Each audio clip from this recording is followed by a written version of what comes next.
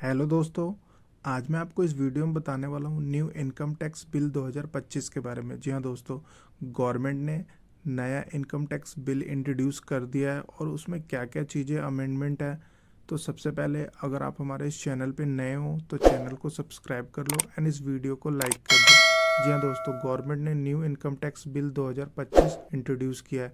जो पुराना income tax act था 1961 उसको रिप्लेस करा है न्यू इनकम टैक्स एक्ट 2025 में।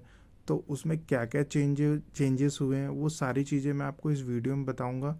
तो आप जैसा कि इसमें देख सकते हो, new income tax bill introduce as a new direct tax code और new income tax bill in parliament to replace existing income tax act.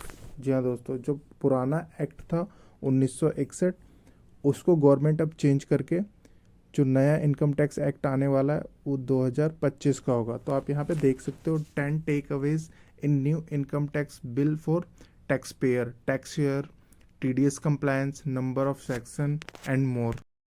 तो क्या क्या चीज़ें इसमें चेंजेस हैं वो सारी चीज़ें मैं आपको बताने वाला हूँ। नए इनकम टैक्स बिल में क्या क्या चीज़ चेंजेस हुए, जैसा कि आप देख सकते हो, new income tax bill has been table in parliament today. The new income tax bill aim to simplify the current income tax act 1961। जो पुराना इनकम टैक्स एक्ट था उसको कैसे सिंप्लीफाई किया जाए, क्या लिटिगेशन थी, क्या क्या चेंजेस होंगे उसमें, क्या क्या लैंग्वेज को सिंपल किया जाएगा, उसके अकॉर्डिंग इसमें बताया गया है। जैसे आप देख सकते हो, worried the new tax bill will actually simplify the laws intent as per the government sources. जो गवर्नमेंट के पास सोर्सेस आए हैं पब्लिक से, स्टेक होल्डर से, उसके अकॉर्डिंग गवर्नमेंट ने नया इनकम टैक्स बिल इंट्रोड्यूस किया है। जैसा कि आप देख सकते हो, फर्स्ट पॉइंट क्या है दोस्तों।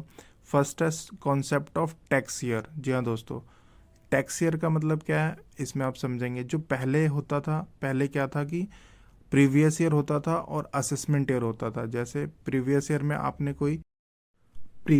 में कोई भी इनकम अर्निंग होती थी तो उसको नेक्स्ट असेसमेंट ईयर में आईटीआर फाइलिंग के थ्रू दिखाते थे। तो जैसा कि आप देख सकते हो, the new income tax will likely to introduce concept of tax year. जी हाँ दोस्तों, अब गवर्नमेंट जो नया जो ईयर लाएगी उसमें जो असेसमेंट ईयर या प्रीवियस ईयर नहीं होगा उसको जस्ट नाम दिया जाएगा टैक्स ईयर।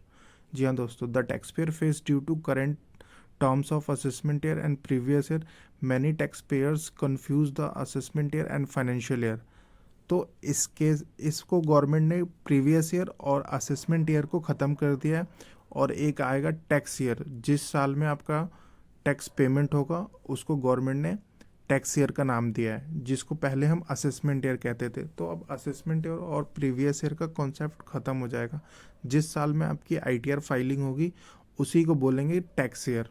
तो पहला पॉइंट ये था कि गवर्नमेंट ने ये प्रीवियस ईयर और असेसमेंट ईयर का जो था उसको ख़त्म करके एक सिंप्लीफाई टैक्स ईयर लाया है इन्होंने। फर्स्ट पॉइंट तो आपका ये हो गया। अब ना चलते हैं दूसरे पॉइंट पे। दूसरे पॉइंट में हमारा क्या है, number 2, no change in financial year. जी हाँ दोस्तों, tax payer should remember that the financial year concept has not change. The financial year will start on April 1 and and 31 March. जी हाँ दोस्तों, जो फाइनेंशियल ईयर का कॉन्सेप्ट है वो सेम ही रहेगा। The new income tax bill will not follow the calendar year tax year. तो जो फाइनेंशियल ईयर का जो चलता रहता है वो फाइनेंशियल ईयर कंटिन्यू रहेगा, उसमें कोई भी चेंज नहीं है। No change in the financial year. And third point पे आते हैं, चेंजेस इन सेक्शन।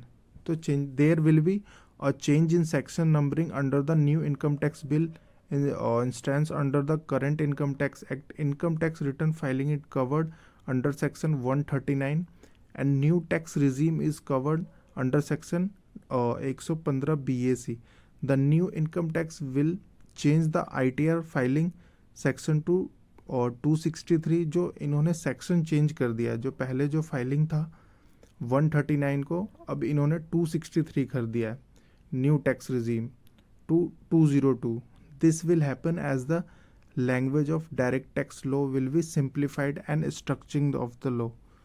तो इन्होंने इसमें सेक्शन को चेंज कर दिया। जी हाँ दोस्तों, जो पहले जो सेक्शन था 139 उसको अब 263 कर दिया इन्होंने, जिसमें हम आईटीआर फाइलिंग करते थे। एंड फोर्थ पॉइंट देखते हैं, no change in residency law.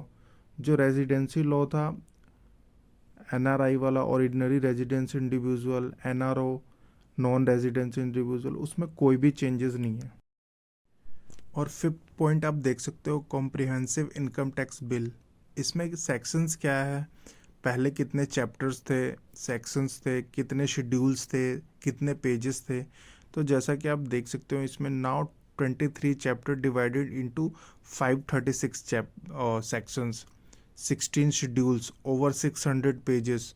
A quick look on new income tax bill का जो है, and the existing income tax act with 298 section and 14 schedules. तो पुराने वाले में इतने शेड्यूल्स थे एंड न्यू वाले में जो शेड्यूल्स है वो 16 है, पुराने वाले में 14 थे, एंड जो पेजेस है वो इस वाले में 600 है। और आई थिंक जो पुराना वाला था उसमें 800 से ज़्यादा पेजेस थे। तो ये जो है कॉम्प्रिहेंसिव, इसमें क्या क्या चीज़ चेंजेस है, चैप्टर्स है, सेक्शंस है, उसके अकॉर्डिंग ये चेंजेस हुए हैं, इसमें शेड्यूल्स में चेंजेस हुए हैं।